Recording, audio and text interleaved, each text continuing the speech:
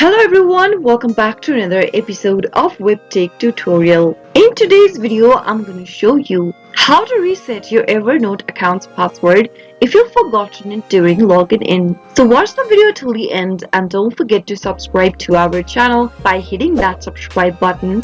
Press the notification bell so that you'll never miss another upcoming upload from us. While logging into your Evernote account, you'll need to type in your email address or your username, followed by your password. If you've forgotten your password during logging in to Evernote, then you can simply click on the Forgot Password link and follow the instructions provided in the display. Enter your email address or your username associated with your Evernote account in the text box. After you do that, click on the Send Verification email. You'll need to now open up your email received from Evernote. An email with password reset instruction will be sent on your email address.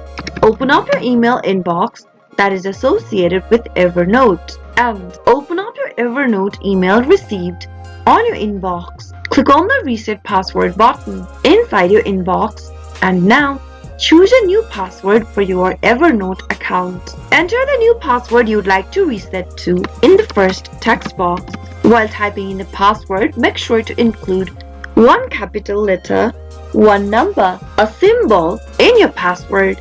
After typing in the new password, reconfirm the password by retyping it again on the next field. And if you'd like to revoke all of your existing application sessions, click on this little box which will log you out of all of the device that is logged in with Evernote. And now finally click on the reset button in order to reset to a new password. That is how you should be able to get access back to your Evernote account even if you've forgotten your password during logging in. I hope the tutorial was helpful to you. If it was, go ahead and give us a thumbs up. I'll soon be back with more videos like this. Thank you for watching.